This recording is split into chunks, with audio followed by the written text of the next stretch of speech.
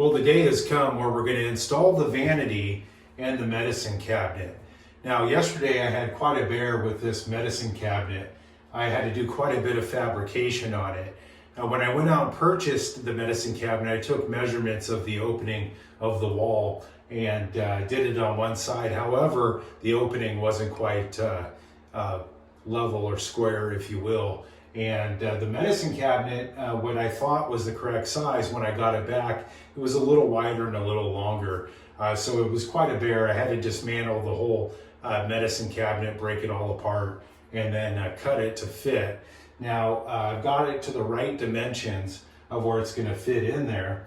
And what I'm going to do is around the borders of the medicine cabinet, I'm going to put a nice little molding around that. So I'm not going to shove it in all the way to where it's flush with the wall, because I do want it to stick out enough to where it will be flush with this molding.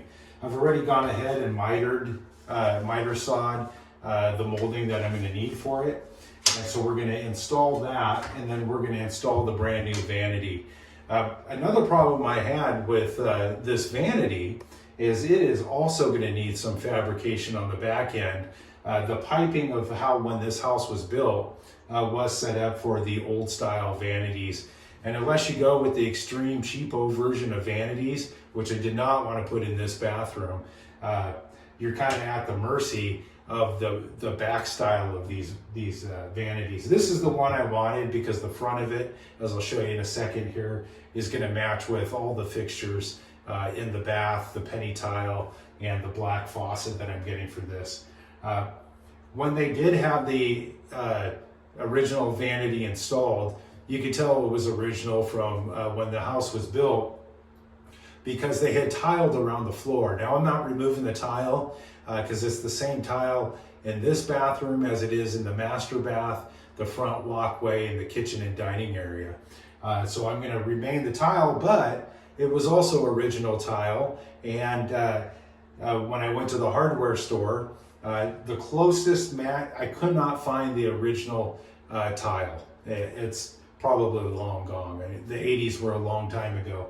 So I got the closest match available, and hopefully with these new vanities and having the feet on the bottom, people won't be able to see it.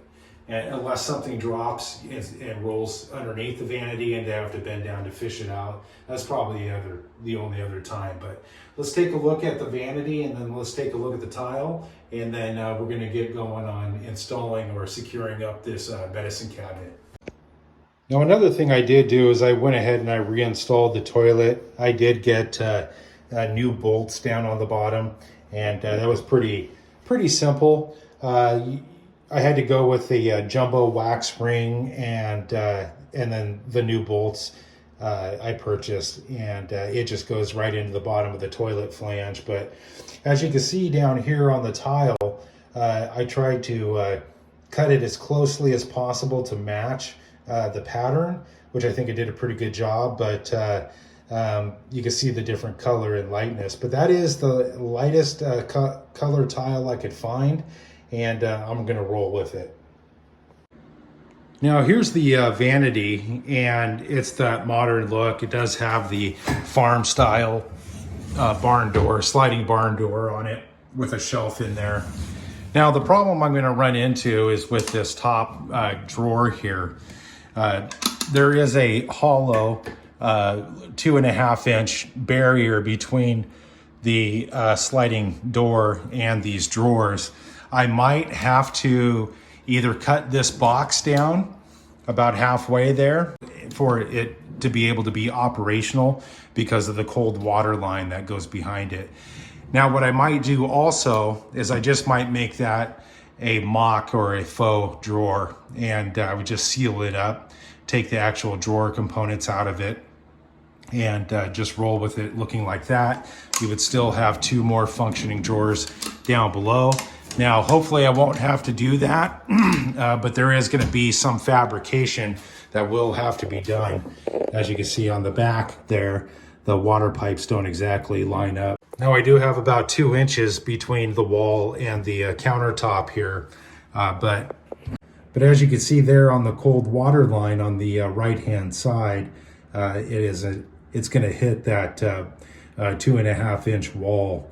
So I'm going to take a hole saw or my jigsaw and cut it out, and then run the water line up and back over to the left. I did go out and buy an elbow for that water line for the hookup there, to where I don't have to actually bend the water line too much. I already went ahead and did the fabrication on the backside of this vanity, and honestly, it went really smooth. I did pull the drawer out, but I'm very fortunate that I'm not going to lose the drawer or the functionality of it. Where the end, the water valve is, it leaves me probably about a centimeter of room to the backside of the drawer.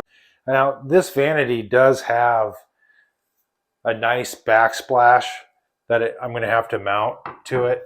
And essentially what you do is you just put some silicone adhesive on the back of the wall just like that. But before I do that, I'm going to pull the vanity out again, and I'm going to put my baseboard down along the wall. Because of this new style vanity, people will still be able to see behind it a little bit, and I want to have that nice clean finished look of the baseboard going all the way around the bathroom. Once that's done and it's all set into place, then I'll go ahead and secure up the backsplash, and I'll hook the drain valve, the P valve, up to the bottom of the drain of the sink here. So this side here is where the barn style drawer or door opens, slides back and forth. And this is my hot water line here, hot water valve. Again, the P valve has not yet been connected. I did have to go out and buy an extension for the P valve there, but if you can see the how I fabricated that there, the reason for that hole and is simply to turn on and off the water in case there is, I need to an emergency or anything that may happen. I could easily just reach back there versus having to pull the drawer out to get to it. Now the cold water line is just going right down on the other side behind the drawer. And there it is, just right there. And so it goes up and then right behind the sink. And if you can see how close that is, it's pretty amazing that it just worked out so perfectly the way it did. I'm very happy with it. And then we'll get the drawer back in there. And once I get the backsplash adhered, and then also the baseboard on the floor installed. Well, the vanity is all hooked up. All the water lines are running. The drain is all hooked up. There's no leaks in any of the lines, no leaks in the drain. When I first started with this, I didn't think the fabrication would go as well. And look, even the drawer, behind this one drawer is where the cold water line comes in. And I'm able to close it all the way and then open the barn style door there. The water runs perfect, and this may be the first time, and I don't know how long the water has run out of these water lines.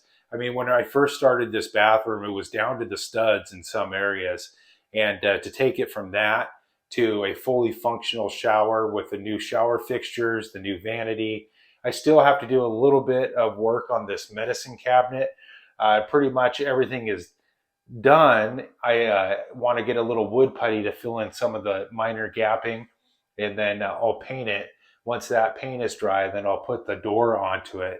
Still have to hang the mirror, the towel racks, still have to refinish the bathtub, and then the very last thing I'm going to do is take out this old style bathroom exhaust fan that no longer works and put the new one up there with the LED lights and the Bluetooth speaker in it. But for the most part, I mean, all the extremely hard work has been done, and I'm very, very happy with how everything went.